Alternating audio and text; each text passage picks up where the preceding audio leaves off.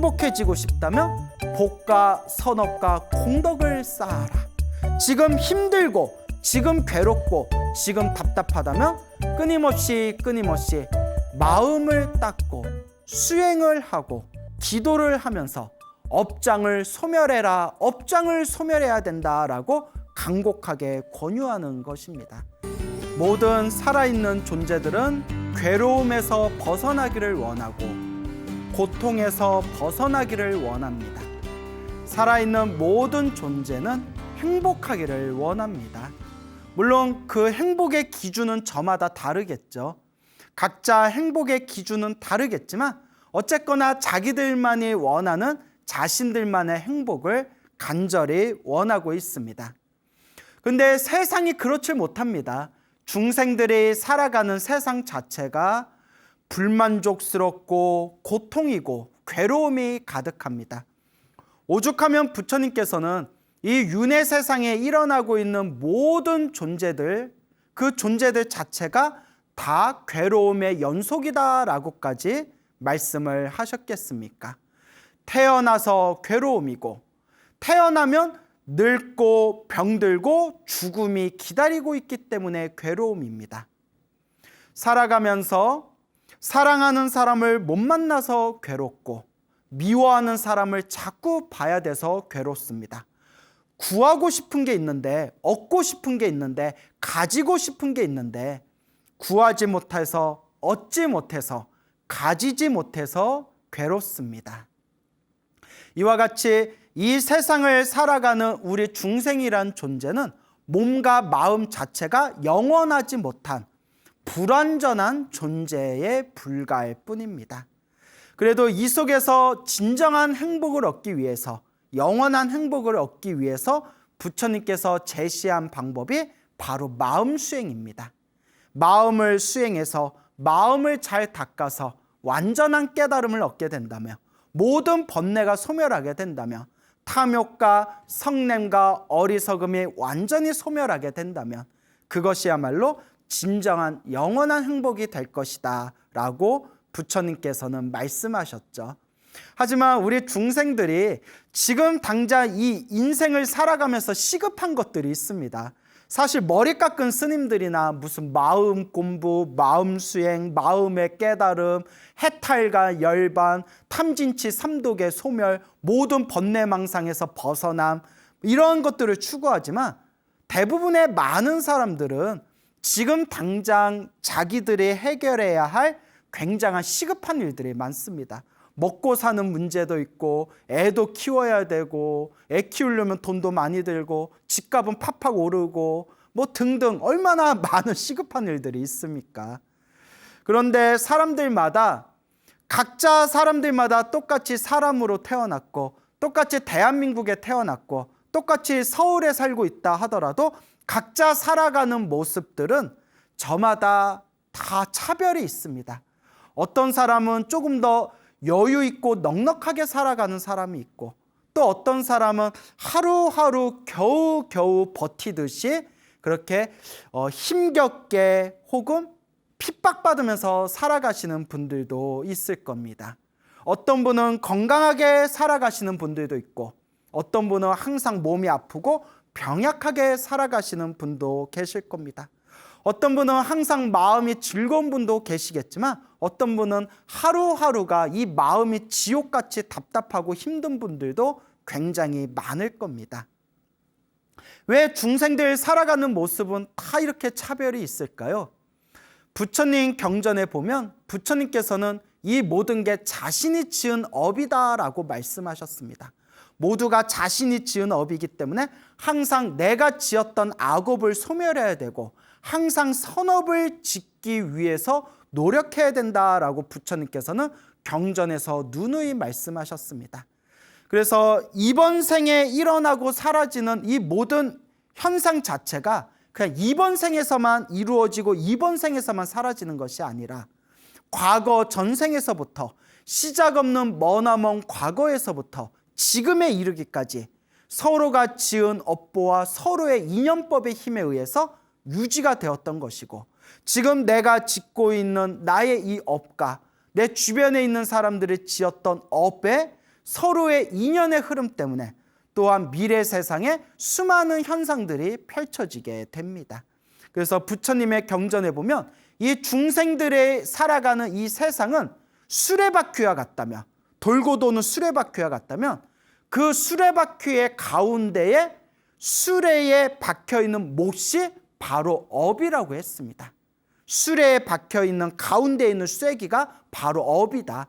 이 쇠기에 의해서 바퀴가 돌고 돌듯이 이 업에 의해서 이 세상의 윤회가 끊임없이 펼쳐지고 있습니다. 이 윤회 세상 안에서 똑같이 사람으로 태어나도 조금 더 행복한 사람이 있고 조금 더 답답하고 불행한 사람들이 있습니다. 이 모든 것이 다 평등하게 행복하고 이 모든 것이 다 아무런 괴로움 없이 모두 다 그 행복을 다 누릴 수만 있다면 얼마나 좋겠습니까? 하지만 이것은 하늘에 있는 신들조차도 인간의 운명에 개입할 수가 없다고 합니다. 왜냐? 자신이 지은 업은 자신이 받아야 되기 때문입니다. 부처님께서도 관세음보살님께서도 지장보살님께서도 그렇게 중생들을 제도하고 중생들의 고통과 괴로움을 소멸시키고 중생들을 영원한 행복의 길로 이끌어주고 싶어도 그게 불보살님 마음대로 되지 않는다고 합니다. 왜냐? 자기가 지은 업은 자기가 받기 때문입니다. 그래서 불교에서는 부처님이 아무리 중생들을 제도하고 싶으셔도 아무리 보살님들, 수많은 보살님들, 관세음보살님과 지장보살님 같은 그런 훌륭한 성인들께서 우리를 제도하고 싶어 하셔도 내 스스로 닦지 않으면 불보살님이 나를 구제하지 못한다라는 그런 말이 우리 불교에서는 전해지고 있습니다. 결국 온전히 모든 행복과 불행은 자신의 책임인 것입니다. 그리고 이 인생을 살아가면서 힘들고 괴롭고 답답한 사람들이 내가 지은 악업, 내가 지은 업장을 조금이라도 정화하고 조금이라도 소멸하기 위해서 마음을 닦고 부처님의 가르침을 배워나가고 기도하고 염불하고 수행을 하는 것입니다. 왜 이렇게 사람들이 살아가는 게 힘들까? 결국은 자기의 업입니다, 여러분. 내가 지은 업을 내가 받고 있는 겁니다. 하지만 사람들은 너무나 어리석고 번뇌의 힘이 강해서 이와 같은 인과법과 이와 같은 인연법을 사람들은 쉽게 믿지 못한다고 합니다. 모든 사람들이 자신의 과거 전생을 다 볼 수 있다면, 모든 중생들이 자기가 지은 업을 자기가 받는 그 현상을 똑똑하게 꿰뚫어 볼 수 있다면 아마 이 세상 사람들 중에 악업을 짓는 사람들은 상당히 많이 줄어들게 될 것입니다. 그리고 악업이 줄어들 만큼 사람들의 선업의 힘은 강해지게 될 겁니다. 사람들의 선업의 힘이 강해지면 그만큼 우리가 살아가는 이 세상이 조금 더 편안하고 조금 더 행복해질 것입니다. 하지만 우리 중생들은 탐욕과 성냄과 어리석음의 힘이 강해서 부처님의 경전을 봐도 부처님의 경전을 있는 그대로 믿지를 못합니다. 부처님의 가르침과 부처님의 말씀을 배워도 있는 그대로 받아들이질 못합니다. 그래서 불교 신자 중에서도 혹은 부처님의 가르침을 수행하고 있는 분들 중에서도 간혹 윤회를 믿지 않는다든가 업을 믿지 않는다든가 업보를 믿지 않는 분들이 제법 있는 것 같습니다. 심지어 머리를 깎은 분들 중에서도 신도들에게 강의를 할 때 마치 윤회와 업이 없다라는 식으로 그냥 이 순간에 노력하면 된다라는 식으로 이야기하시는 분도 계십니다. 물론 이 순간에 노력하면 분명히 그것은 굉장히 좋은 선업을 짓는 하나의 행위입니다. 하지만 내가 지금 이러한 상황에 처하게 된 것 자체가 내가 과거 전생에서부터 지었던 나의 업이었고 내가 지은 인연법이었다고 부처님께서는 분명히 경전에서 수많은 경전에서 누누이 말씀하고 계시는 겁니다. 그렇기 때문에 저는 우리 불자 여러분들께서 부처님의 말씀을 공부하고 부처님의 경전을 공부하고 이해되어지지 않는다고 해서 그것을 내 마음대로 부처님의 가르침을 재단해서는 안 된다. 내 마음대로 부처님의 가르침, 부처님의 경전을 내 마음대로 계산하고 내 마음대로 그 수준을 바꾸어서는 안 된다. 저는 이렇게 말씀드리고 싶습니다. 그냥 내 마음을 비우고 온전하게 부처님의 가르침을 따르시기 바랍니다. 부처님 가르침은 닦아도 닦아도 손해볼 것이 없습니다. 부처님께서는 우리들에게 돈을 많이 내라고 하신 적도 없으시고, 부처님께서는 우리들에게 몸을 바치고 팔을 자르고 다리를 자르고 평생 나한테 복종해라 라고 가르치시는 분도 아닙니다. 부처님께서는 온전하게 네 복은 네가 지어야 된다. 복과 선업과 공덕을 쌓아라. 네 마음을 잘 닦아라. 마음 닦는 법을 가르쳐 주신 게 바로 부처님의 법입니다. 그래서 부처님의 가르침은 온전히 잘 닦으면 오히려 좋으면 좋았지 손해볼 것이 없습니다. 그래서 저는 항상 불자분들에게 행복해지고 싶다면 행복해질 수 있는 원인을 지어라. 행복해지고 싶다면 행복이라는 열매가 열릴 수 있는 씨앗을 심어라. 그리고 행복해지고 싶다면 복과 선업과 공덕을 쌓아라. 지금 힘들고 지금 괴롭고 지금 답답하다면 끊임없이 마음을 닦고 수행을 하고 기도를 하면서 업장을 소멸해라, 업장을 소멸해야 된다라고 간곡하게 권유하는 것입니다. 그래서 소나무를 오랫동안 시청하신 많은 불자분들께서 실제로 열심히 기도하시고 업장 소멸을 하면서 복과 선업을 꾸준히 짓다 보니까 너무나 마음이 편안해지고 너무나 주변에서 힘들고 괴로웠던 일들이 많이 잠잠해지고 또한 몸과 마음이 많이 안락해졌습니다 라고 그렇게 저한테 직접 이야기하시는 그런 불자님들이 굉장히 많습니다. 굉장히 많습니다. 그래서 우리 불자님들 힘들고 괴롭고 답답할 때일수록 기도해야 됩니다. 힘들고 괴롭고 답답할 때일수록 복을 짓고 선업을 쌓아야 됩니다. 힘들고 괴롭고 답답할 때일수록 부처님의 가르침에 의지하고 내가 전생에 지은 업을 내가 지금 받고 있구나. 내가 지금부터라도 마음을 잘 쓰고 마음을 잘 닦고 선업과 공덕을 쌓아야 되겠다. 끊임없이 닦아 나아가셔야 됩니다. 얼마 전이었습니다. 어느 40대 중반에 어느 여성 불자님이 찾아오셨습니다. 이 보살님께서 하시는 말씀이 당신은 어렸을 때부터 가난에서 벗어난 적이 없었다고 합니다. 어렸을 때부터 가난에서 벗어난 적이 없었고 성인이 된 뒤에도 무슨 일을 해도 그렇게 일이 꼬이고 힘들고 괴롭고 답답한 일들이 생기면서 성인이 된 뒤에도 무언가를 자꾸 하려고 하더라도 제대로 이루어진 적이 없었다고 합니다.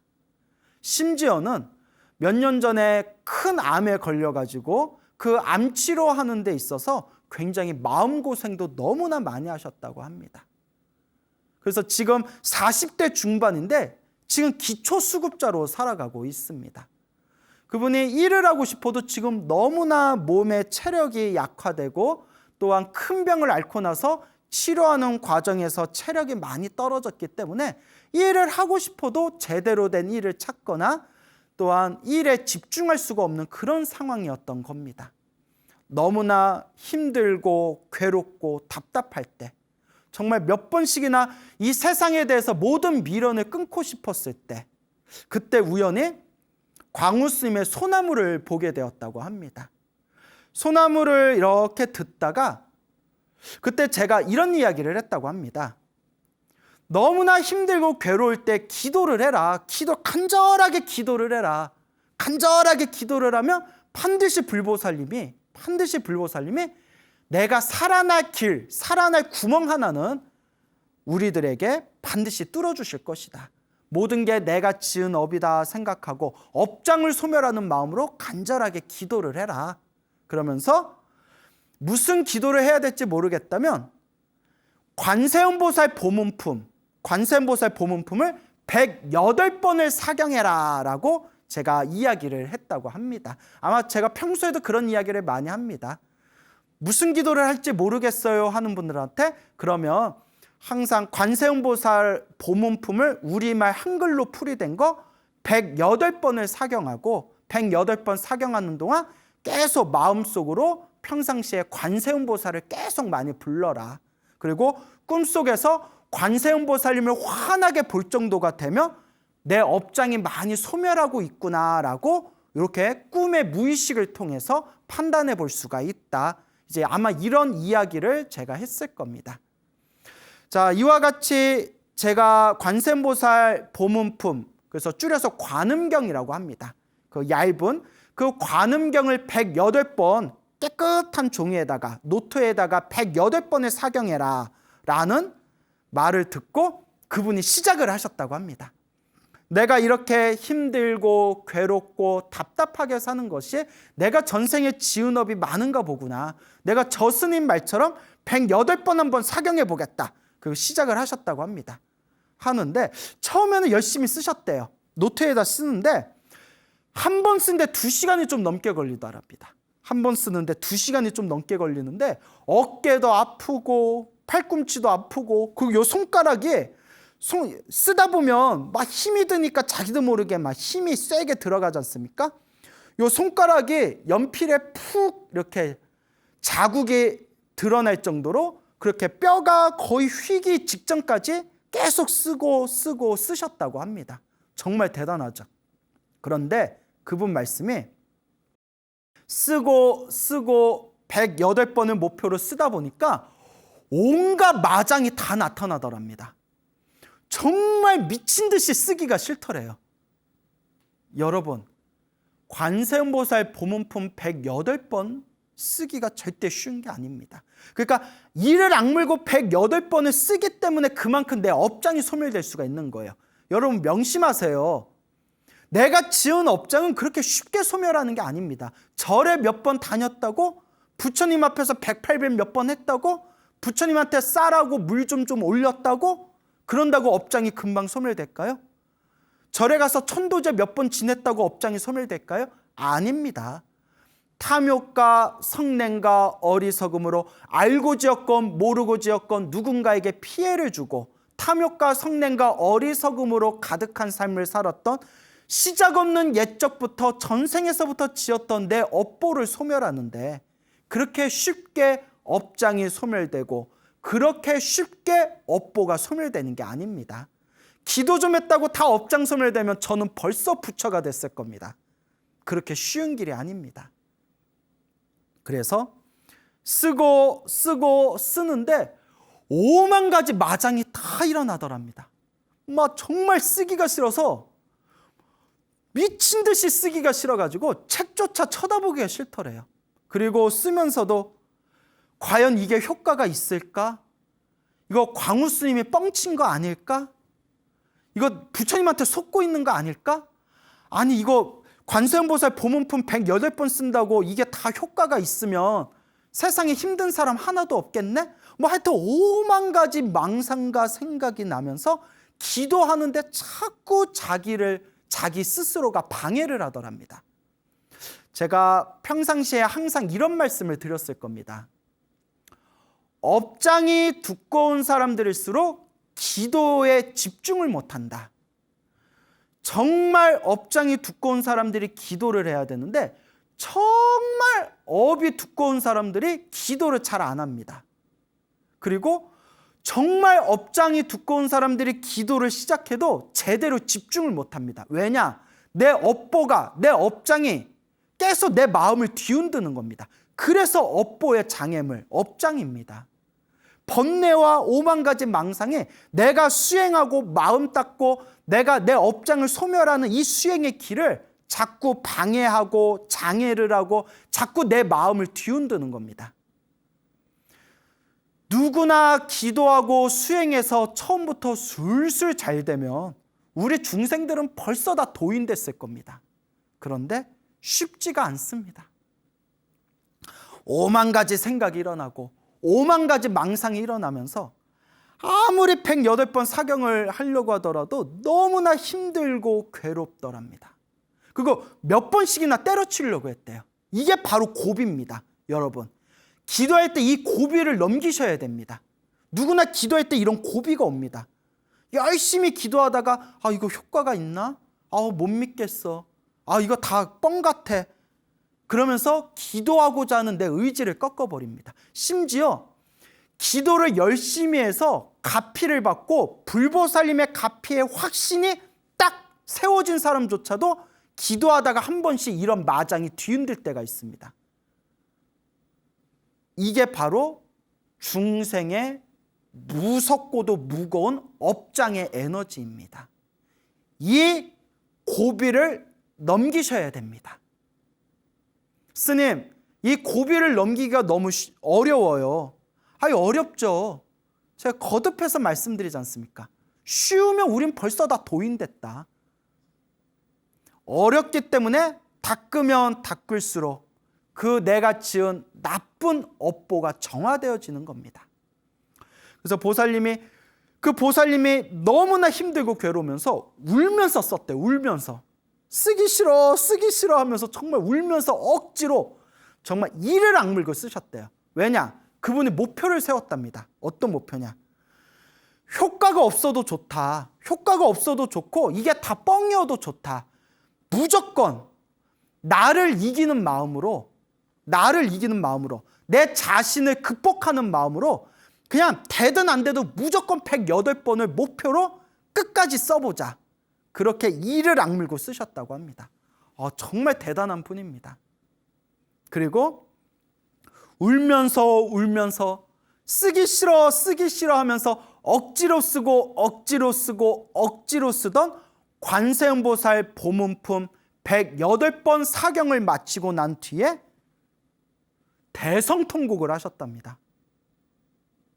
너무 기뻐서, 너무 감격에 벅차서, 자기 자신이 너무 기특해서 내가 쓰기는 다 썼구나. 그리고 대성통곡을 하셨답니다.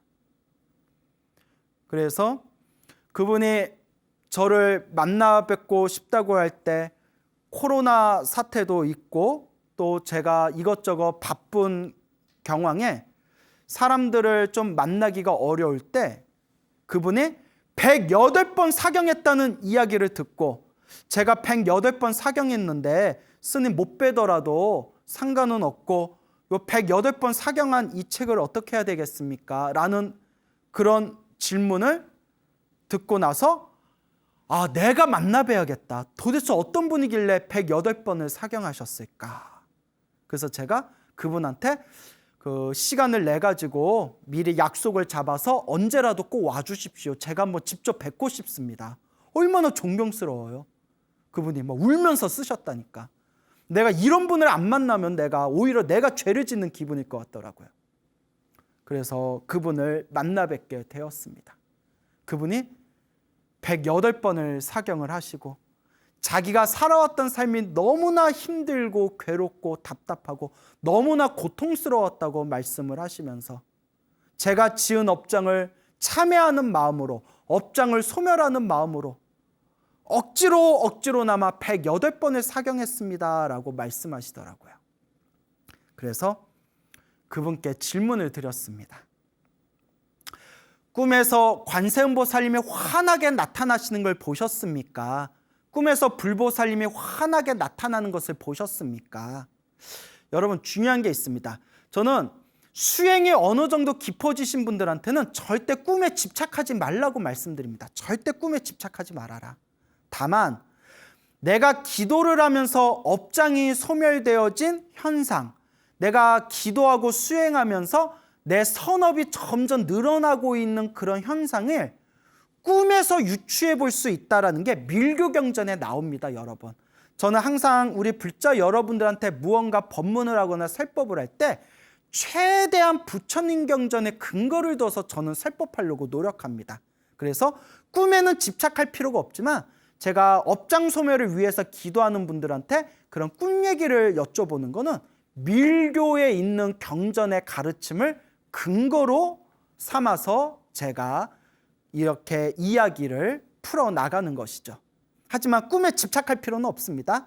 다만 그 보살님에게 108번 사경하면서 꿈에서 관세음보살님이 환하게 나타나는 걸 꿈에서 보셨냐? 그는 내 잠재의식, 내 무의식에 저장되어져 있는 나쁜 에너지들이 정화되면서 그렇게 불보살님 같은 위대하신 성인의 모습을 꿈에서 이렇게 보는 경우가 있기 때문입니다. 그분이 제가 업장이 두꺼워서 그런지 못 봤습니다 이러더라고요. 못 봤습니다. 그래서 제가 보살님, 웬만한 사람들은 관세음보살 보문품 108번 사경할 정도 되면 웬만한 사람들은 꿈에서 관세음보살님을 보통 친견을 합니다. 근데 보살님이 이렇게 열심히 사경을 했는데도 꿈에서 불보살님의 환한 모습을 잠재의식에서 보지 못했다는 것은 보살님이 정말 전생에 업이 좀 두꺼웠나 봅니다 하니까 제 말이 기분 나쁘더라도 보살님이 정말 전생에 업이 두꺼웠던 것 같습니다. 그러니까 요 보살님이 인정을 하시더라고요. 스님, 예, 인정합니다. 제가 인정합니다 라고 말씀을 하시더라고요. 그러면서 대화를 하면서 대신 그분이 꿈에서 스님 꿈은 많이 꿨더라고요. 스님 꿈을 꾸면서 어딘가 진흙에 빠졌는데 스님이 구해주는 꿈, 구출해주는 꿈, 이런 꿈들은 꾸셨더라고요. 그래서 제가 말씀드렸죠. 바로 그겁니다.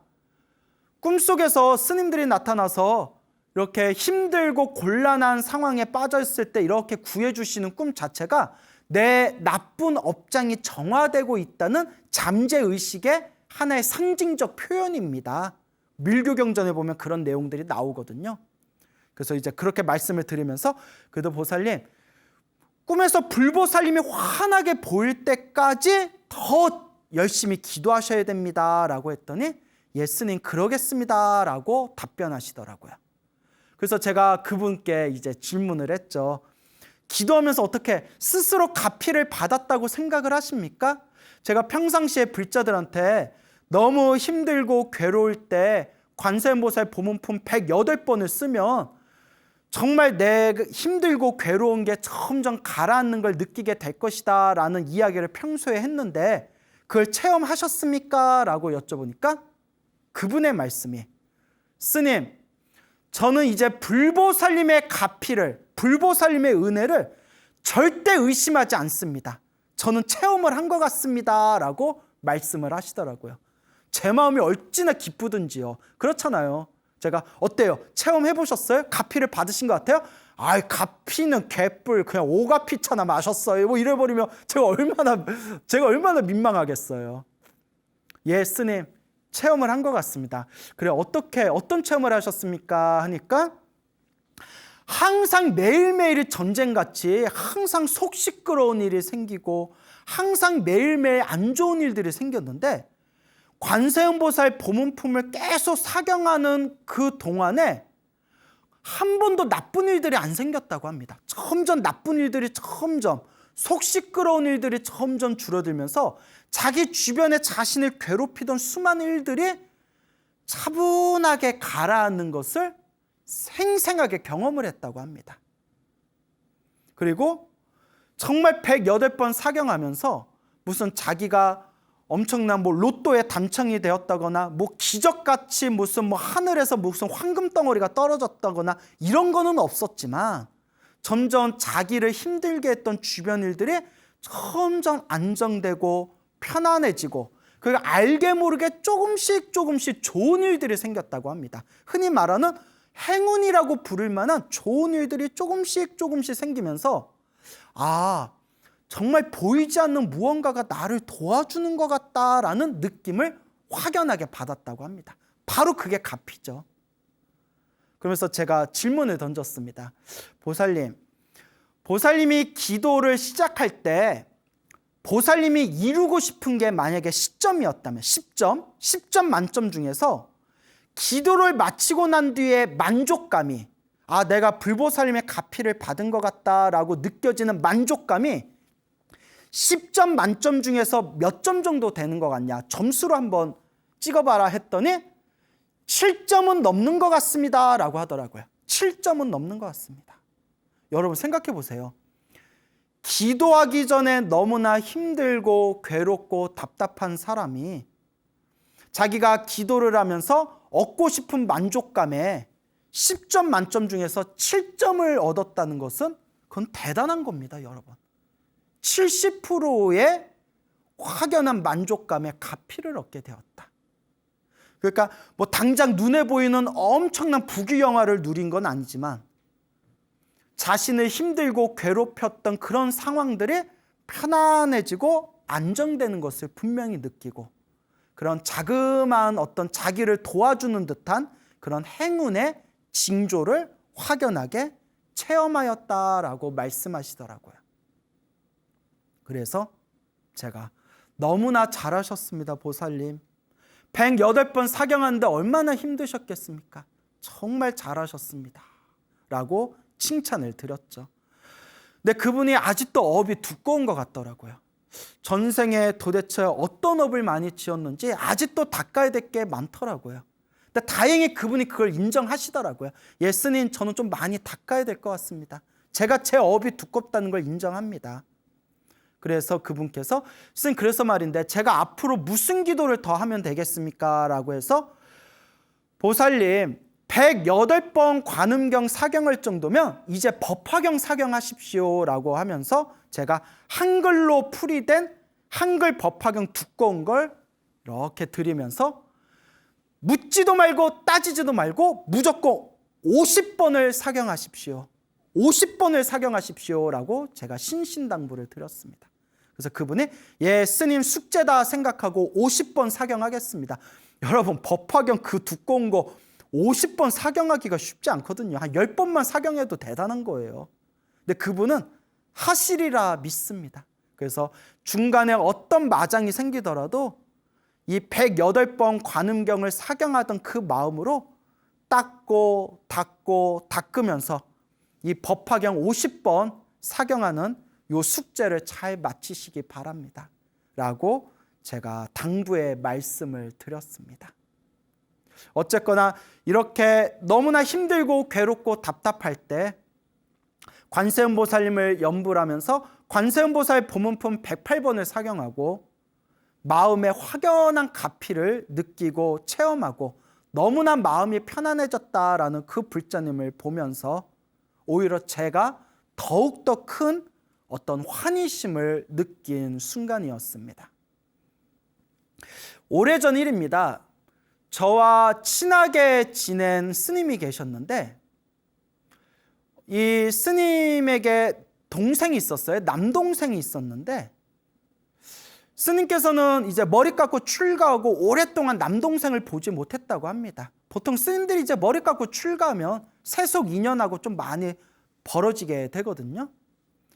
어느 날 소식을 들었는데 그 스님의 동생이 갑자기 세상을 떠났다고 합니다.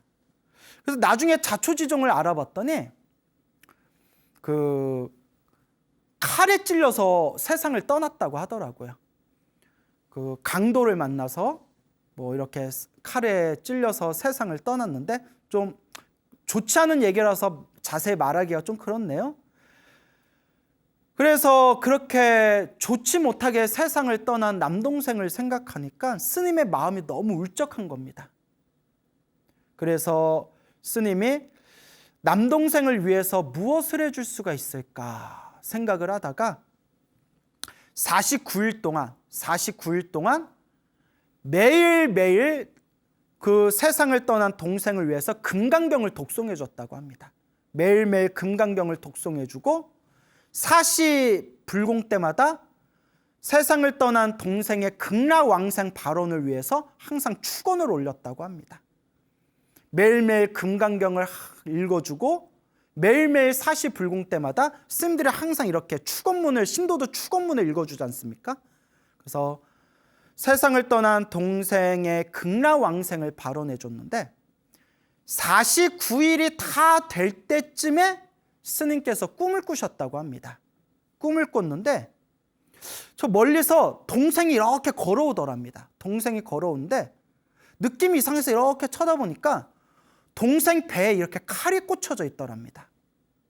그걸 보고 스님이 울컥한 거예요. 울컥? 얼마나 아플까? 그러면서 스님이 동생을 이렇게 안아줬답니다. 배에 칼이 꽂힌 동생을 싹 안아줬대요. 토닥 토닥 하고 안아주는 순간 동생의 배에서 칼이 쑥 빠지더랍니다. 배에 꽂혀있던 동생의 칼이 쑥 빠지더니 동생이 환한 미소를 지으면서 즐거운 표정으로 저 하늘로 사라지는 꿈을 꿨다고 합니다. 스님이 꿈에서 탁 깼는데 꿈에서 깨고 나니 눈가에서 이제 눈물이 촉촉한 거예요. 그러면서 좋은 데 갔겠구나, 좋은 데 갔겠구나 라는 생각이 들더랍니다. 그래도 그 동생분이 전생에 한 가닥 복은 있어서 이렇게 기도 열심히 하는 스님을 형으로 만나 비록 마지막에 좋지 못한 상황 속에서 세상을 떠났지만 마지막 가는 저승길이 그래도 스님이었던 형 덕분에 마지막 저승길은 편안하지 않았을까 생각을 해봅니다. 우리 중생들이 살아가다 보면 이와 같이 힘들고 괴롭고 답답한 일들이 많습니다. 인생이 참 내 뜻대로 펼쳐지지를 않습니다. 이럴 때 우리 불자들이, 우리 수행자들이 의지할 수 있는 길은 결국 수행밖에 없습니다, 여러분. 행복도 불행도 내가 지은 업이라고 했을 때, 좋은 일도 나쁜 일도 내가 지은 인연법이라고 했을 때, 너와 나의 만남이란 것이 시작 없는 옛적부터 꼬이고 이어지고 이어져 온 서로의 인연법이라고 했을 때 그것을 풀 수 있고 그것을 닦을 수 있고 그것을 정화할 수 있는 방법은 무엇일까요? 결론은 수행입니다. 정답은 수행입니다. 해답은 수행입니다. 힘들고 괴롭고 답답하십니까? 수행하시기 바랍니다. 기도하시고 염불하시고 사경하시고 절을 하시고 복과 선업과 공덕을 쌓으시기 바랍니다. 살아가면서 일어나는 모든 괴롭고 힘든 일이 생겼을 때 내가 더 닦아야 되겠구나, 내가 아직도 많이 부족하구나 라고 자신의 마음을 비추어 가면서 그렇게 닦아 나아가시기 바랍니다. 세상이 너무나 혼란스럽습니다. 이와 같이 혼란스러운 시대에 과연 우리 불자는 어떠한 마음을 가져야 할까요? 결국은 마음 수행입니다. 내 마음을 닦는 마음 공부야말로 이 혼란한 시대를 잘 헤쳐나갈 수 있는 가장 중요한 방법이 될 것입니다. 그래서 저는 불자분들에게 항상 이와 같이 요새 강조를 합니다. 여러분, 진정한 불자라면 무슨 기도를 하든 무슨 수행을 하든 마지막에 반드시 사홍서원을 발언하시기 바랍니다라고 제가 항상 강조드립니다. 우리 세상의 수많은 불자님들 중에서 절에 다니시는 분들 중에서 대부분 많은 불자님들은 자신의 개인적인 욕망만을 위해서 절에 다니시는 분들이 많습니다. 저 돈 많이 벌게 해주세요. 남편 사업 잘 되게 해주세요. 장사 잘 되게 해주세요. 우리 자식 잘 풀리게 해주세요. 평생 절에 다니면서 부처님한테 바라는 게 내 개인적인 욕망입니다. 이것은 진정한 불자가 아닙니다, 여러분. 그래서 항상 불자님들에게 제가 당부드리는 게 어떤 기도를 하든 부처님께 어떤 소원을 빌든 마지막에는 반드시 사홍서원으로 마무리해라. 사홍서원. 모든 중생을 제도하겠습니다. 모든 번뇌를 끊겠습니다.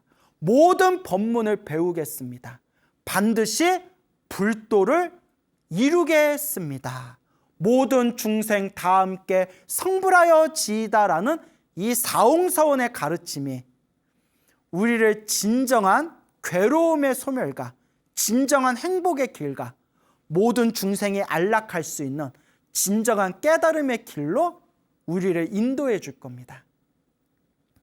힘들고 괴롭고 답답한 세상에 유일한 정답은 수행입니다. 그리고 어떤 수행을 하든 항상 마음으로 사홍서원을 발언하는 불자가 되시기를, 그리고 사홍서원을 발언하는 불자를 이 우주법계 불보살님들이 다 함께 기뻐하시고 다 함께 칭찬하신다는 것을 꼭 명심하시길 바랍니다. 부처님 당시에 있었던 일입니다. 부처님 당시에 사위성이라는 그런 나라가 있었는데, 이 사위성에 5명의 큰 부자가 있었다고 합니다. 이 5명의 큰 부자는 서로가 서로 굉장히 친한 친구 사이였다고 합니다. 그래서 타고난 성품들이 다들 착하고 좋으셨는지 이 5명의 이 부자들은 서로가 서로 항상 좋은 곳에다가 돈을 기부하고 보시하고, 그리고 항상 부처님의 가르침을 함께 법문을 들으면서 그렇게 신행생활을 열심히 잘하고 있는 5명의 부자들이 살고 있었다고 합니다.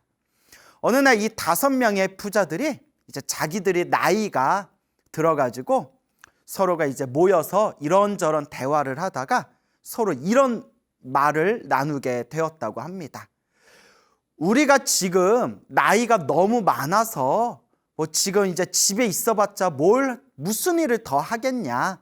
그러지 말고 우리가 차라리 말년에, 지금 나이가 들었을 때 말년에 지금이라도 머리 깎고 출가해서 수행을 하는 게 어떻겠냐라고 서로가 서로 이런 대화를 나누면서 서로 의견을 또 이제 나누었다고 합니다. 그래서 서로 5명의 친구들이, 이 엄청난 부자였던 5명의 친구들이 서로가 서로 의견이 잘 서로가 부합이 돼가지고, 그래 우리가 지금 나이를 굉장히 많이 먹었는데 지금 이렇게 집에서 사회에서 우리가 나이가 들어서 지금 무슨 일을 더 하겠느냐, 차라리 말년에 부처님 가르침에 귀의해서 머리 깎고 출가해서 수행하는 것이 낫겠다라는 그런 이제 생각을 일으키면서 부처님께 찾아가 부처님의 허락을 받습니다. 부처님의 허락을 받고 이제 머리 깎고 출가해서 비구가 됩니다. 비구. 우리가 이제 남자 스님을 비구라고 부르고 여자 스님을 비군이라고 부르잖아요. 원래 부처님 당시에는 머리 깎고 출가할 때 20살이 넘은 스님들은 이제 비군이라고 불렀고요. 20살이 넘지 않은, 지금으로 치면 미성년자겠죠. 미성년자가 출가할 때는 남자 스님을 사미, 여자 스님을 사민이라고 불렀습니다. 그래서 이제 20살이 훨씬 넘어서 이제 나이가 들어서 머리 깎고 출가하셨으니까 이제 비구 스님이 된 거죠. 이렇게 5명의 비구 스님들은 나이가 굉장히 많았기 때문에 이렇게 여러 젊은 스님들이 함께 모여가지고 수행하고 있는 사원에서 공동생활하기가 조금 많이 불편했었나 봅니다. 그래서 큰 사원 근처의 숲에다가 그 잎이라든가 나뭇잎, 그리고 이제 나뭇가지를 얽히설키 이제 엮어서 만든 소박하고 검소한 오두막에서 이 5분의 스님들, 나이가 많은 5분의 이 친구 스님들이 그렇게 검소하고 소박한 오두막을 만들고 그곳에서 거처하면서 그렇게 수행 생활을 하게 됩니다. 그래서 이제 부처님 당시의 스님들은 하루에 한 끼를 드셨대요. 하루에 한 끼 점심을 드셨는데 그 점심을 드실 때 항상 마을에 내려가서 이제 탁발을 했다고 합니다. 탁발 혹은 걸식이라고 부르죠. 이제 걸식을 하고 이제 탁발을 하는데 이 5분의 나이 많은 이 노 스님들, 이 노 비구 스님들은 이제 평상시에 탁발을 갈 때 워낙 집이 또 엄청난 부자였지 않습니까? 그래서 탁발 갈 때마다 자기 원래 집, 그러니까 자신의 이제 아내가 있거나 혹은 아들이나 딸이 있는 집에 가가지고 그곳에서 평상시에 이제 탁발을 해가지고 음식을 이제 드셨다고 합니다. 근데 제 생각에는 부처님이 별로 안 좋아하셨을 것 같아요. 왜냐하면 머리 깎고 출가해서 이제 세속의 인연, 출가하기 전에 바깥에 가족의 인연을 이제 다 정리하고 이제 탁발을 할 때에도 친하거나 친하지 않거나 그런 것에 걸림 없이 이제 공평하게 그렇게 분별심 없이 탁발을 하는 게 이제 부처님 가르침의 원칙이지 않습니까? 그런데 나이 많으신 스님들이기 때문에 부처님이 그냥 별말 없이 봐준 것도 같아요.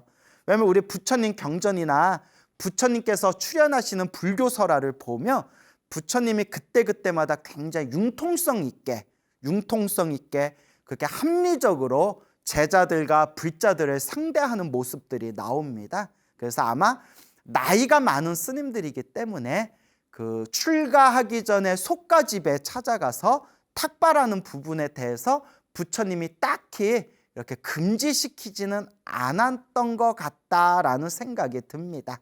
자, 어쨌거나 그 출가하기 전에 당신들이 살고 있었던 속가집에 가족들을 찾아가서 이제 탁발을 하셨는데 그 5분의 그 나이 많으신 비구 스님 5분의 스님 중에서 그때 한 분의 스님의 부인이 있었어요. 부인. 출가하기 전에 이제 속가 부인이 있었는데 그 부인의 이름이 마두라 빠찌까라고 불렸대요. 마두라 빠찌까. 뭐 마누라 할 때 마두라인가요?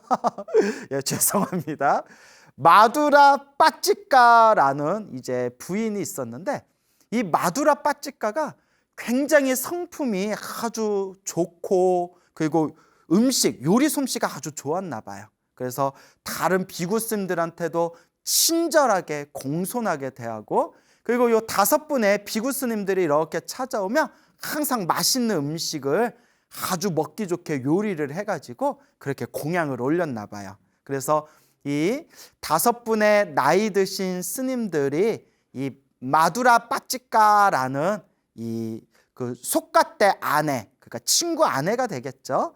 그래서 이 마두라 빠찌까를 좋아라 하면서 그렇게 깊은 친분을 나누었다고 합니다. 근데 사람의 정이 무섭잖아요. 자꾸 보다 보면 정이 들고 또 정이 들다 보면 또 그 속에서 깊은 어떤 친밀한 감정을 느끼게 되지 않습니까? 그래서 가족과 같은 친밀한 이제 감정을 느꼈겠죠. 어느 날 이제 세월이 흘러가지고 이 마두라 빠찌까라는 이 부인이 이제 병에 걸려서 갑자기 세상을 떠나게 됩니다. 이 5분의 나이가 많으신 이 친구 스님들이 마두라 빠찌까가 병에 걸려서 갑자기 세상을 떠났다라는 소식을 듣고는 그 자리에서 대성통곡을 하는 거예요. 아직 수행의 힘이 좀 부족하셨나 봐요. 수행의 힘이 부족해서 슬픈 감정에 휩싸여 가지고 5분의 비구 스님들이 그 자리에서 엉엉 울면서 대성통곡을 했답니다. 아, 마두라 빠찌까요. 그대가 이렇게 세상을 떠나다니 너무나 슬프고 너무나 아쉽다. 이렇게 그 슬픔 속에서 눈물이 펑펑 쏟고 있는데 그때 사원에 있는 젊은 스님들, 다른 스님들이 그 5분의 나이 드신 비구 스님들이 막 울고 있으니까 무슨 일이 생겼나 싶어가지고 우르르 이 5분의 스님에게 다가옵니다. 스님, 노 비구 스님들 무슨 안 좋은 일이라도 있습니까? 무슨 일이라도 생겼습니까? 왜 그렇게 눈물을 흘리십니까? 라고 이제 여쭤보니까 이 비구 스님들이 나이가 많으신 5분의 비구 스님들이 이제 솔직하게 대답을 합니다. 우리의 친밀한 벗이었던 우리의 친한 후원자이고 신도였던 마두라 빠찌까라는 부인이 병에 걸려서 갑자기 세상에 떠났습니다. 너무나 안타깝고 너무나 아쉽고 너무나 슬퍼서 눈물을 흘리고 있었습니다. 너무나 슬프고 너무나 애통합니다. 라고 이제 솔직하게 이야기를 합니다. 그러니까 이제 다른 비구 스님들이 아니 사람이 죽어서 친한 사람이 죽어서 슬픈 거는 당연한 감정이지만 그래도 머리 깎으신 스님들이 뭐 저렇게까지 펑펑 우나 저렇게까지 막 눈물을 흘리면서 저렇게까지 슬퍼하나 뭐 이런 이제 감정이 들었겠죠.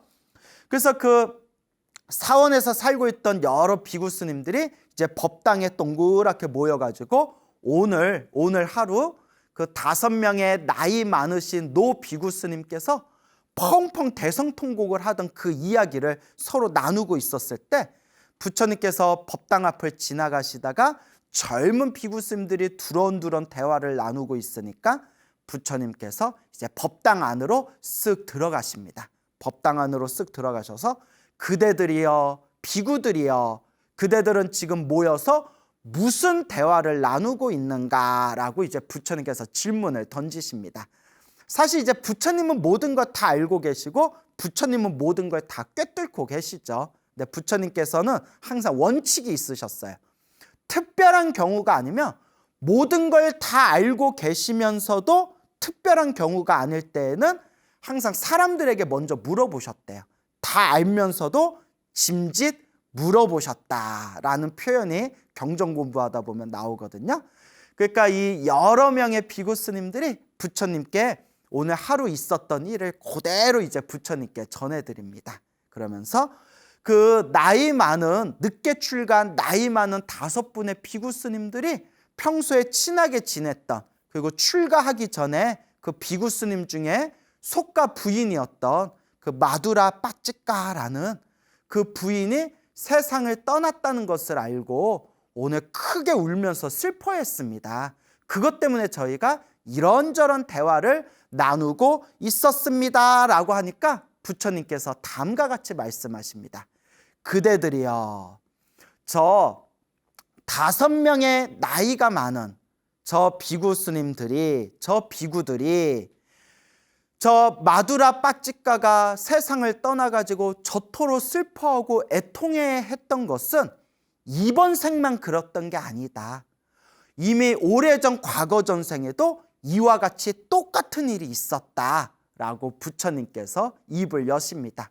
그러니까 그 자리에 있던 비구 스님들이 부처님 그 이야기를 자세히 듣고 싶습니다. 부처님 그 머나먼 과거 전생의 그때 이야기를 저희들이 조금 더 자세히 알고 싶습니다. 듣고 싶습니다. 라고 부처님께 법을 청합니다.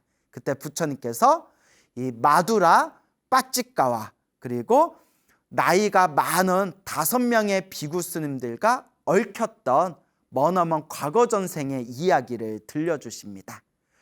머나먼 과거 전생에 이 마두라 빠찌까라는 부인과 그 늦게 출가, 나이가 많으신 5명의 비구 스님들은 머나먼 과거 전생에 서로 까마귀였던 적이 있었대요. 까마귀, 여러분 까마귀 알죠? 그래서 까마귀, 설날에 날아오는 새가 까마귀가 아니라 까치죠. 그래서 이제 또 까마귀라고 있지 않습니까? 그래서 까맣게 생겨서 까마귀라고 하나요? 자, 그래서 이 까마귀였을 때 서로가 친하게 지내던 그렇게 까마귀 동료들이었대요.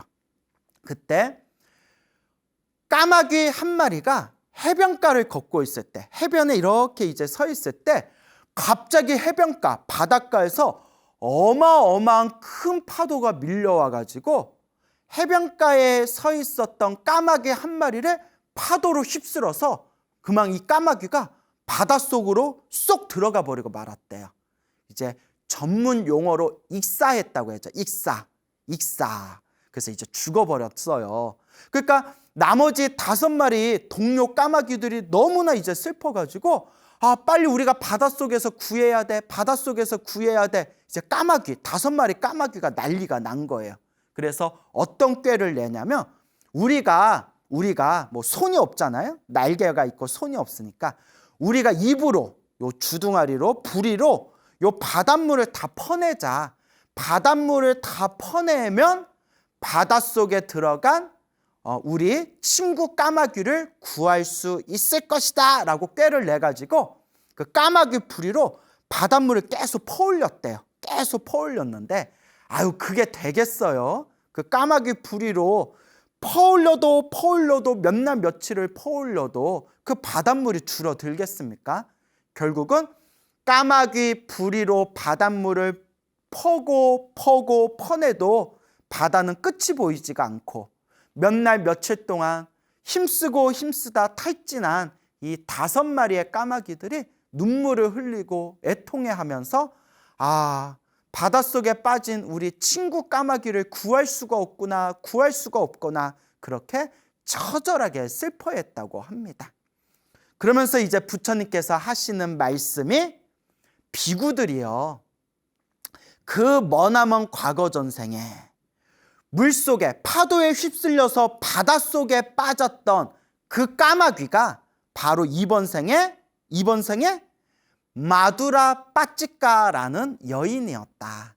그리고 그 까마귀가 바닷속에 빠졌을 때 바다에 빠진 까마귀를 구해내겠다고 까마귀 부리로 바닷물을 몇 날 며칠 동안 퍼올렸던 그 5마리의 까마귀들은 바로 지금 이번 생에 저 5명의 나이가 많은 노비구들이다.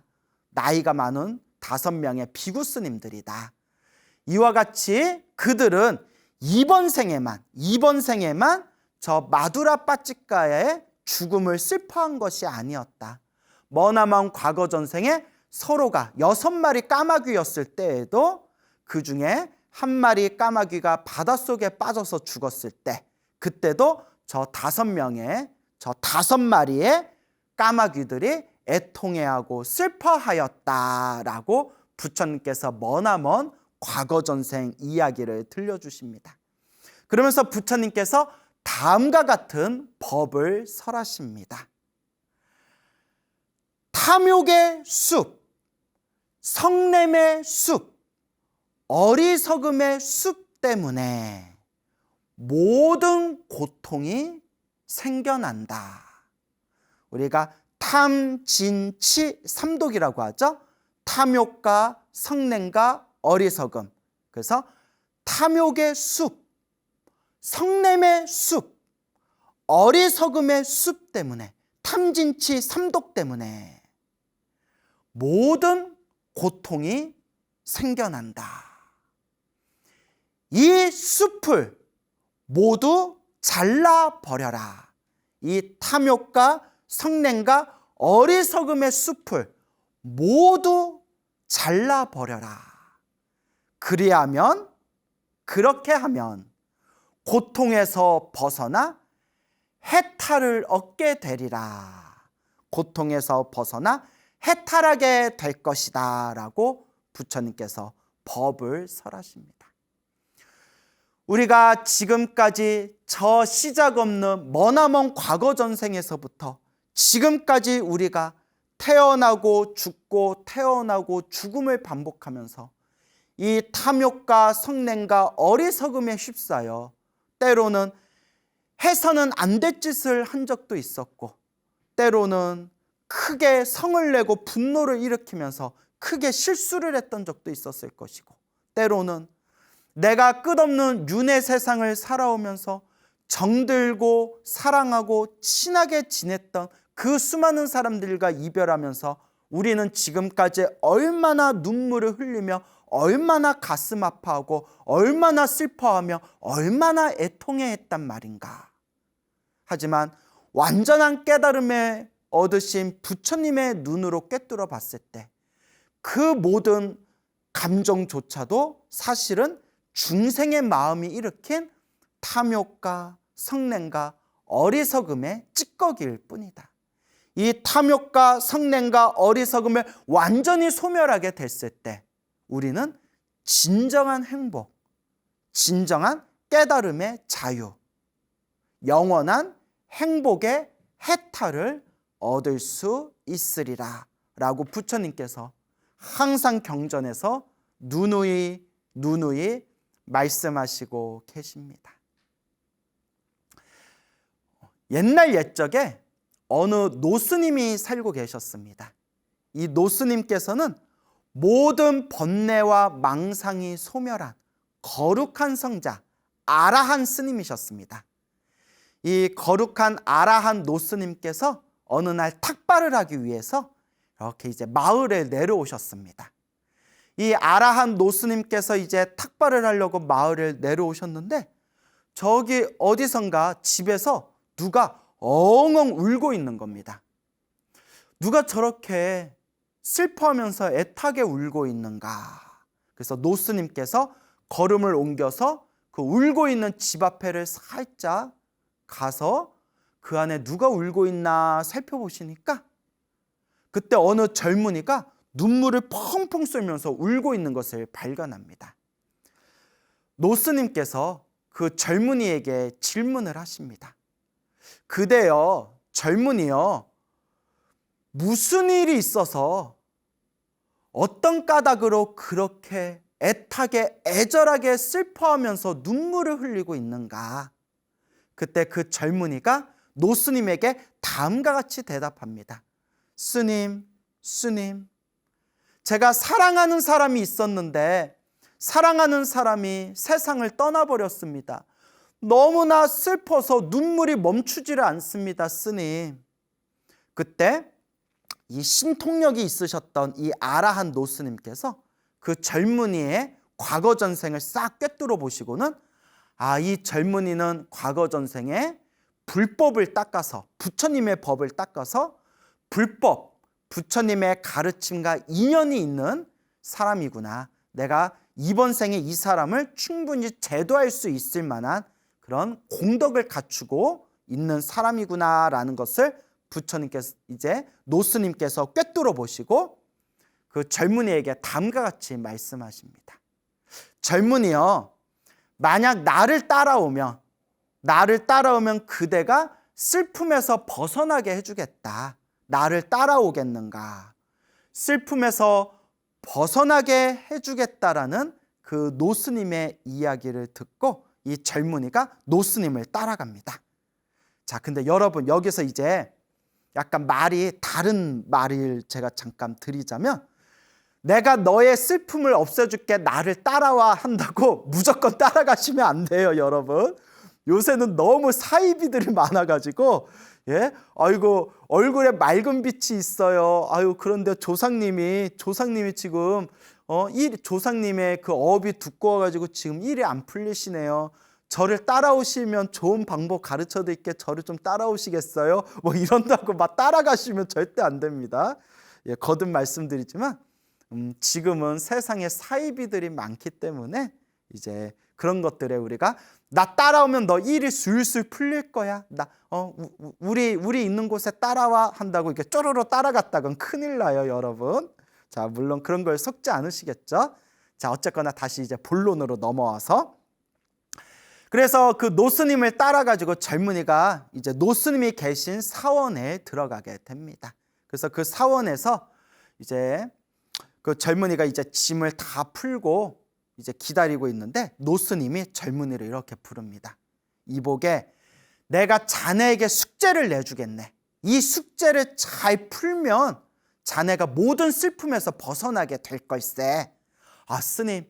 스님이 내주신 숙제를 제가 잘 풀어보겠습니다. 제가 머리가 나쁜데 숙제를 잘 풀 수 있을지 모르겠네요. 어떤 숙제인가요? 너무 어려우면 제가 숙제 못 푸는데. 자, 내가 자네에게 이제 숙제를 내리는 것은 머리 쓰는 게 아니네. 잘 들어봐라 하시면서 어떤 숙제를 내주시냐면, 그 조그만 등잔 있잖아요. 이 기름을 넣어서 이제 불을 켜는 등잔을 주면서 이 등잔에 불을 켜서 매일매일 등잔의 불이 안 꺼지게 항상 지켜봐라. 이 등잔의 불이 절대 꺼지면 안 된다. 등잔의 불이 꺼지지 않게 항상 지켜보면서 혹시 기름이 닿아서 꺼지면 바로 기름을 채워가지고 다시 불을 붙여라. 절대 이 기름이 떨어져가지고 저절로 꺼지는 거 빼고는 절대 이 등잔의 불이 꺼지게 해서는 안 된다. 그러니까 항상 매일매일 이 등잔의 불이 꺼지지 않게 매일매일 한번 지켜봐야 된다. 예, 스님, 제가 한번 잘 지켜보겠습니다. 그래서 그 노스님이 주신 그 등잔을 오기야 금이야 항상 그것을 이제 품에 안고 항상 이제 가장 좋은 자리에다 올려놓고 이제 불을 켜놓고 꺼지나 안 꺼지나 이제 그것만 보는 거야. 바람이 불어서 꺼질까봐, 혹은 기름이 닿아서 꺼질까봐. 그래서 이제 그 등잔에 등불이 꺼지지 않게 항상 바라보되, 이제 기름이 닿아서 꺼지려고 하면 그때 이제 기름을 다시 채워가지고 불을 붙이고, 또 이제 그 불이 바람이 불어서 꺼질까? 혹은 쓰러져서 꺼질까? 갑자기 무슨 일이 있어서 꺼질까? 항상 매일매일 그 등불을 살펴보면서 또 등잔에 그 기름이 다할 때쯤에 또 그 기름을 채워가지고 불을 계속 불을 켜놨다고 합니다. 그렇게 하루가 지나고 일주일이 지나고 한 달이 지나고 몇 달이 지났어요. 아니 몇 달이 지났는데 노스님은 등잔에 불이 꺼졌냐 안 꺼졌냐, 그래 잘 지켜봐라. 등잔에 기름이 떨어졌냐 안 떨어졌냐, 그래 잘 지켜봐라. 계속 그 얘기만 하시고 슬픔에서 벗어나는 방법을 안 가르쳐 주시는 거예요. 스님, 언제쯤에 슬픔에서 벗어나는 방법을 가르쳐 주십니까? 등잔에 불이 안 꺼지면 슬픔에서 벗어나는 방법을 알 거다. 그러니까 등잔에 불이 꺼졌냐 안 꺼졌냐, 그래 그것만 살펴봐라. 우리 같으면 아우 속았어, 아우 속았네 라는 마음이 들 수도 있는데, 이 젊은이는 그 우직함이 있었나 봐요. 그리고 아라한 노스님께서 그 젊은이의 과거 전생을 꿰뚫어 봤을 때 부처님의 법과 인연이 깊다라는 게 이제 꿰뚫어 보시고 아마 그런 방법을 가르쳐 줬겠죠.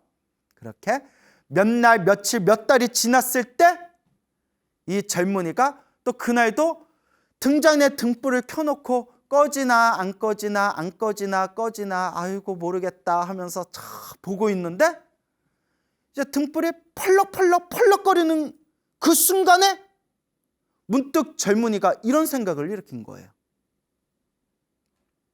저 등잔의 등불은 끊임없이 타오르고 있다. 한순간도 멈춰 있지 않고 끊임없이 저 등불은 변하고 있다. 그렇죠, 여러분? 등불이, 우리가 볼 때는 등불이 항상 켜져 있는 것 같지만 끊임없이 기름을 태우면서, 심지와 기름을 태우면서 1초 전의 등불과 1초 후의 등불은 사실 똑같은 등불이 아니잖아요. 근데 우리는 그냥 똑같은 등불이겠거니 하면서 그러려냐고 넘어가지 않습니까? 근데 몇 날, 며칠, 몇 달 동안을 그 등잔의 등불만 끊임없이 살펴보고 관찰하고 살펴보던 젊은이가 마음에서 새로운 인식과 자각이 일어나게 된 거예요. 저 등불은, 심지 위에 있는 저 등불은 끊임없이 타오르고 있다. 한순간도 멈추지 않고 끊임없이 등불은 변하고 있고 있다.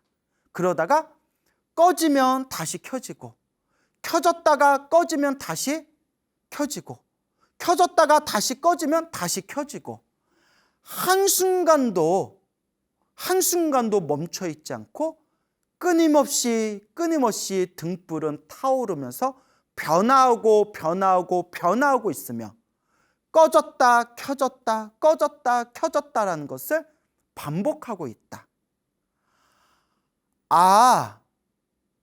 어쩌면 이 세상의 모든 존재들이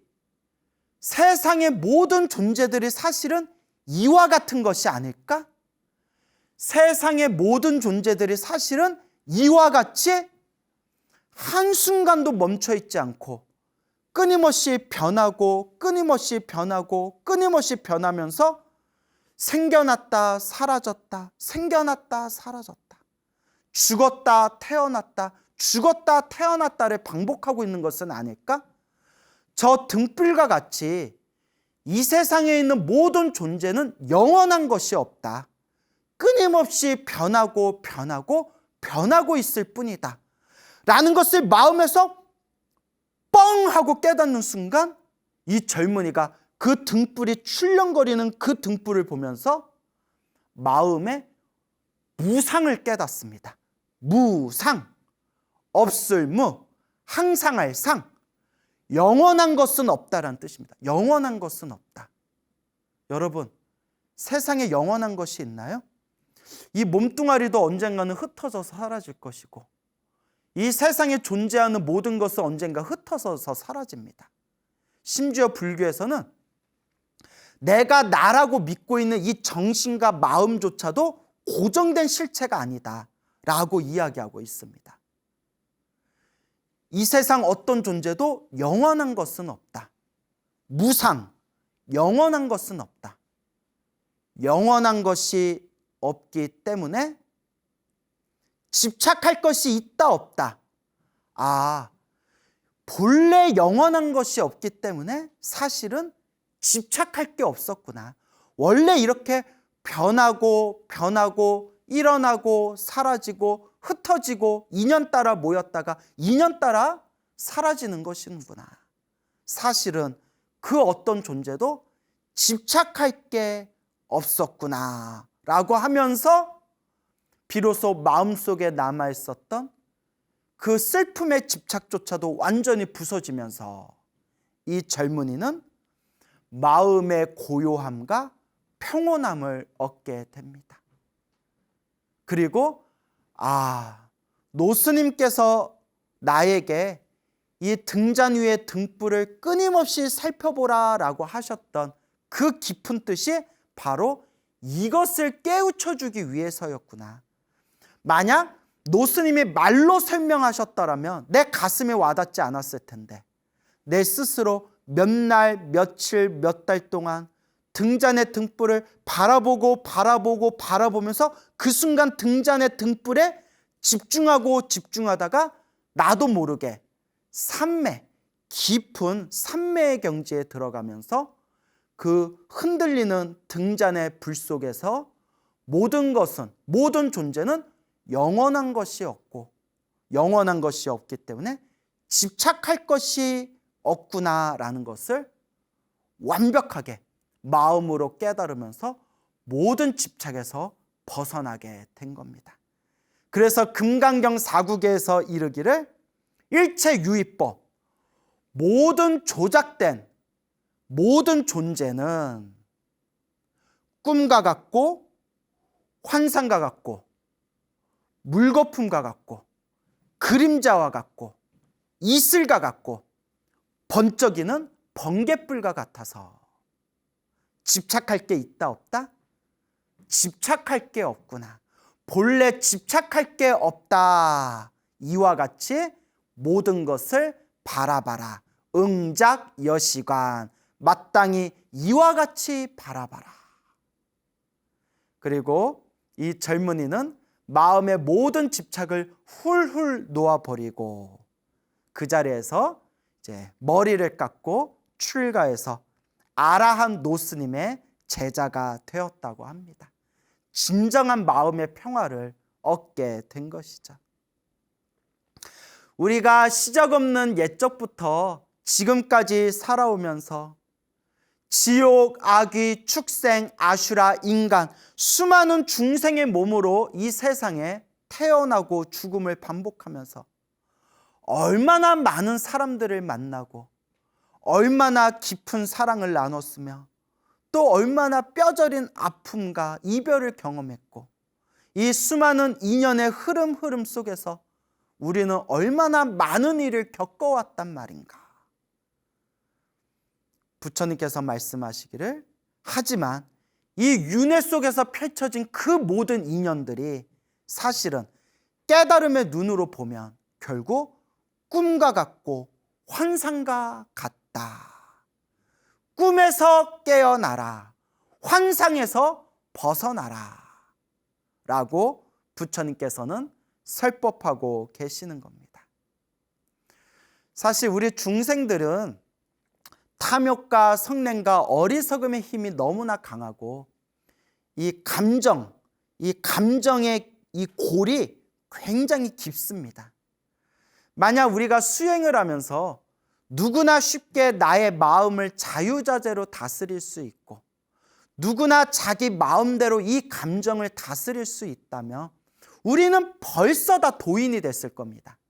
하지만 아무리 수행해봐도 참선도 해보고 명상도 해보고 기도도 열심히 해봤지만 내 감정, 내 마음 하나 제대로 다스리기도 참 어렵더라. 우리가 입으로는 마음이 부처다라는 말은 절에 지나가는 강아지도 마음이 부처다라는 말은 다 알아요. 좀 우스개로 서당께 3년이면 풍어를 얻는다라는 말이 있잖아요. 그렇게 절에 우리가 조금만 다녀봐도 마음이 부처다라는 말은 우리가 다 들어봤지만 실제로 마음이 부처다라는 가르침은 불교의 핵심이지만, 그러나 우리 주변을 보세요. 마음이 부처다라는 말은 누구나 삼척동자도 다 알지만 실제로 부처님처럼 행동하는 사람이 어디 있습니까? 마음이 부처다라는 말은 쉽게 던지지만 실제로 부처님처럼 지혜와 자비를 펼치는 사람이 이 세상에 몇이나 되겠습니까? 이게 이론과 현실의 어려움입니다.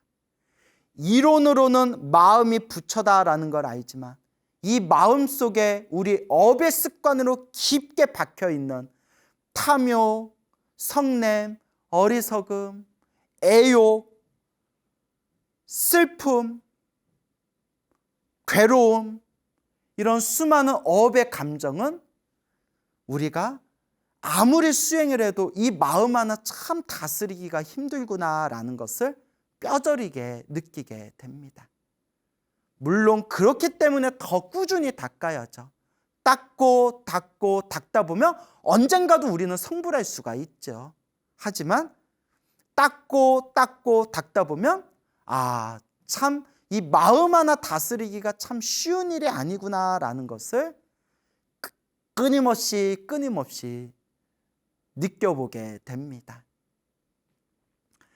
예전에 어느 노보살님이 계셨는데 그 노보살님께서 젊은 시절부터 평생을 절에 다니면서 부처님께 공양도 올리고 큰 스님들 법문도 듣고 기도도 나름대로 열심히 했대요. 오직 하나, 우리 자식들 잘 되게 해주세요. 우리 자식들 잘 되게 해주세요. 그게 어머니의 마음이잖아요. 어머니의 마음. 내 몸 하나는 잘못돼도 좋습니다. 그저 우리 자식들 잘 되게 해주세요. 그렇게 불심으로 살아가셨던 이 노보살님이 정말 눈에 넣어도 아프지 않았던 그런 당신의 아이 하나가 갑자기 세상을 떠나게 됐대요. 너무나 슬프고 너무나 애통해서 나중에는 그게 분노심이 돼가지고 법당에 가서 부처님한테 따졌대요. 부처님, 내 다시는 부처님과 상종하지 않겠습니다. 어떻게 나한테 이럴 수가 있습니까? 내 다시는 부처님 볼 일 없습니다. 그리고 오랫동안 절에 다니지를 않으셨대요. 그러다가 이 보살님께서 우연히 우리 소중한 나 무한행복 소나무 방송을 정말 우연히 듣게 되었대요. 우연히 듣다가 재밌어가지고 옛날 이야기, 전설의 고향 같은 그런 내용들이 많으니까 그냥 저 스님 참 말이 구수하다 싶어서 하나 듣고 하나 더 듣고 자꾸 듣다 보니까 문득 당신도 모르게 가슴을 후려치는 가르침이 있더랍니다. 좋은 일이 생기든 나쁜 일이 생기든 다 내 업보다, 내가 지은 업보대로 살아가되 중요한 것은 내 복을 닦고 선업을 닦고 공덕을 닦으면서 내게 주어진 숙제와 빚과 그리고 자신의 업장을 소멸해 가는 것이다. 정말 열심히 기도하고 열심히 수행했는데도 안 좋은 일이 생긴 것은 과거 전생에 지었던 빚을 갚고 숙제를 갚은 것이고 내 업장을 소멸하는 과정이고 크게 받을 걸 작게 받고 있는 과정이다. 그러한 가르침이 가슴을 마구 후려치면서 내가 부처님께 해서는 안 될 짓을 했구나. 부처님께서는 아무 허물이 없으시고 다 내가 받아야 할 업보를 내가 받았을 뿐인데 나는 나의 분노와 나의 화를 부처님께 쏟아부었구나. 부처님 죄송합니다. 잘못했습니다 하면서 다시 부처님이 계신 곳으로 돌아와 지금은 정말 열심히 기도 수행하시는 그런 연세가 지긋하신 노보살님이 계십니다. 사랑하는 사람과 헤어지는 것은 정말 가슴 저리도록 아픈 슬픔이고 정말 애통한 감정입니다. 하지만 사랑하는 사람을 만난 것도 내가 지은 인연법이었고, 그토록 애절하게 사랑했던 사람과 이별하는 것도 결국 우리가 지은 인연법입니다. 좋은 일도 나쁜 일도, 좋은 인연도 나쁜 인연도 내가 지은 인연법이다라는 것을 항상 마음에 되새기면서 늘 복과 선업과 공덕을 닦는 그런 불자의 삶을 걸어 나아가시기 바랍니다. 여러분, 행복해지고 싶습니까? 행복한 삶을 창조하고 싶습니까? 복을 지으십시오. 선업을 지으십시오. 공덕을 쌓으십시오. 복과 선업과 공덕의 힘이 여러분들을 진정한 행복의 길로 이끌어 줄 것입니다. 여러분, 성불하십시오.